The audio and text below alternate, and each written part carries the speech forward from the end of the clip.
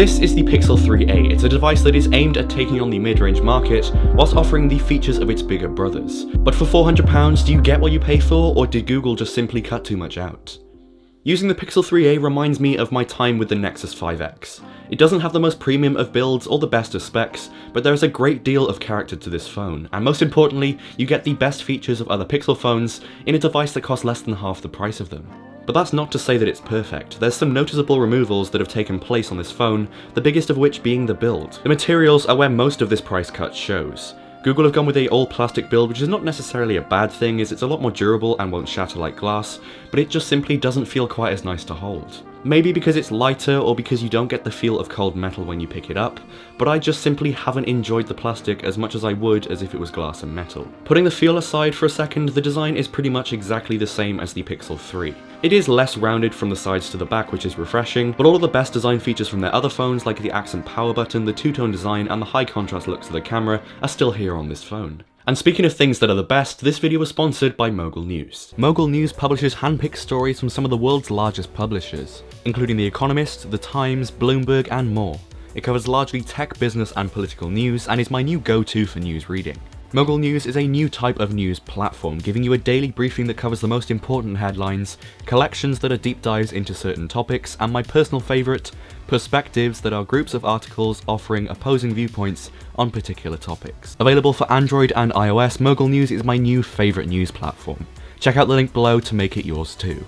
Around the front we have a Dragon Glass protected display, and this is the most noticeable feature loss here. Basically all of the flagships have Gorilla Glass, and this has Dragon Glass because they've decided to cut out one of the most protective features of the phone, which doesn't seem to make sense. The display itself is great. It's a 5.6-inch OLED with a resolution of 2220 by 1080, and just like other Pixel phones, it has a great brightness range, excellent colour representation with options for how colours are displayed, and is overall a really great screen to use. The bezels aren't the prettiest things, being chunky at the top and bottom, and with some slight asymmetry, they're definitely not as good to look at as some other phones in this price range, but it's manageable. Being an OLED screen, there is still an always-on display on this device, and it is definitely still one of the best features of stock Android. Sadly, the animations aren't quite as slick as they were on the Pixel 3 XL, which I reviewed just a few weeks ago. Instead of seamlessly changing from the lock screen to the always-on display, this phone breaks it up into two separate animations. And that was, to me, one of the real sources of polish and refinement for the Pixel 3 XL, so the fact that it's not here kind of doesn't make sense. I know that Google are trying to cut this phone down to not undercut their own products, but at the same time, it's such a minor difference that adds such a big benefit to user experience,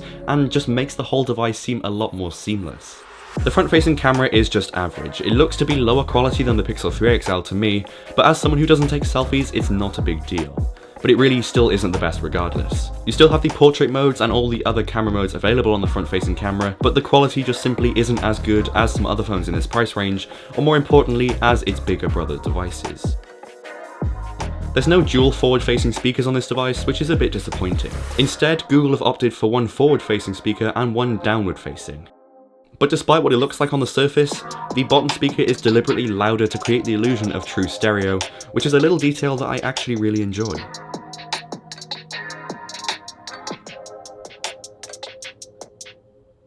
Bass production is surprisingly great. It doesn't feel too bass heavy, but there's enough so that it doesn't sound tinny or treble heavy. But if you want even better sound quality, that's where one of the best features of this phone comes into play. That's right, it has a headphone jack. Who would have thought in 2019 we'd see a phone released with a connector that everyone's still using, just without the extra step of a dongle. Although you lose the IP rating, I'm more than happy to give it up for the convenience factor you get back.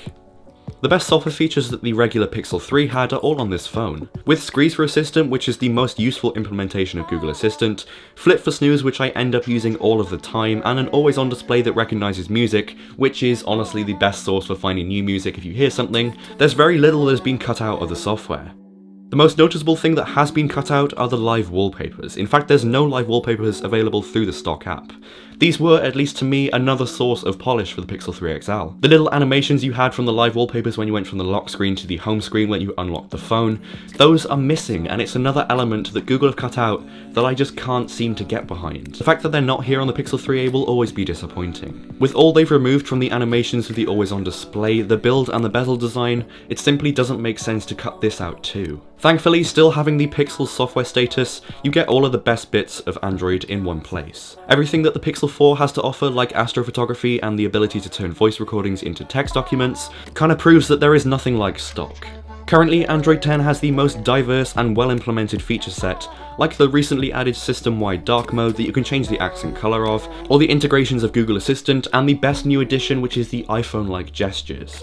Now, say what you will about them being copied from the iPhone 10 and above, it is still a very useful feature to have if we put all the copying and Android versus Apple arguments aside. It does change the game completely with this phone, and it feels so much nicer to use. It may take a little bit more time to get used to, but I now find it jarring to use any phone that doesn't support gestures in the way that this does. The addition of gestures have also significantly improved the animations used within Android.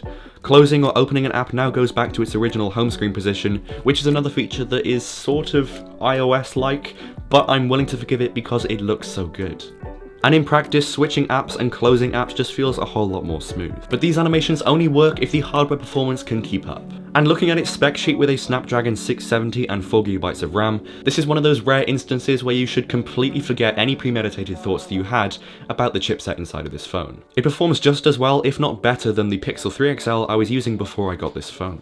I haven't tested it against the Pixel 4, so I can't comment on how it compares, but I am truly taken back at how snappy this phone is, and I can categorically say that it is because of Google's software implementation. Being able to run so quickly would usually mean that they're being aggressive with RAM management, but I haven't found any instances of an app being closed in the background, which is something that makes a whole lot of difference to your overall experience with the phone. Gaming performance is where the limitations of the chip do start to show, but even then, it's not as noticeable as you'd expect. For my general use, I tend to switch between the same 4 or 5 apps, and I always have music playing, and despite how limited my use case sounds, it can handle anything I throw at it. I was not expecting such good stuff from a phone that is sold as being far less powerful than its competition. So like me, you're probably thinking that if it can run this chipset and all these animations and everything so quickly and so well, then the battery life must suffer.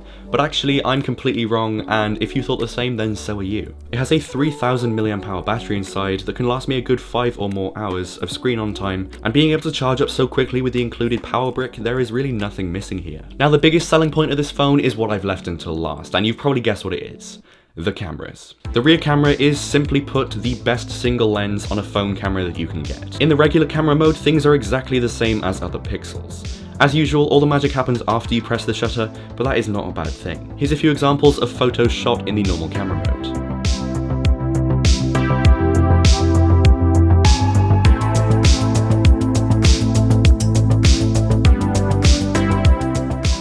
Portrait mode is, if you hadn't guessed it already, still absolutely amazing. With a single sensor doing all of this, I'm so confused as to how it can be so accurate. Of course, it's not going to be quite as precise as the Pixel 4 or the iPhone 11 or 11 Pro with their multiple camera setups, but it's pretty damn impressive. I tend to do astrophotography with my Lumix GX80, and although it won't be able to create photos like this anytime soon, if it can replicate something similar to this, then that would be absolutely amazing when you consider it's being done on a phone. Just like every Pixel, the video options are limited to 4K 30 and 1080p up to 120 frames a second. The video these options shoot is very stable, but it's just not option rich like it really should be. In my opinion, the rear camera is the best bit of this phone. Aside from its limited video options, there is not a better camera to be had. I know that the iPhone 11 is also an excellent camera, but it suffers with a lot of flaring, and if I try to flare with this phone, this is the extent that you get of flaring, so that in itself is a deal breaker for the iPhone 11's camera for me. When they made this phone, it's clear that Google were really trying not to undercut their own flagships. In doing so, they not only added one of the best and most unusual features, but they also cut out some of my favourite little touches from the Pixel 3 XL in the form of the live wallpapers and animations. But considering there are only little missing features from an otherwise feature-rich phone, I can wholeheartedly recommend the Pixel 3a to absolutely anyone. It's hard to find such a feature-rich, pleasing to use, and generally so well-refined phone for this price tag, but Google have somehow done it.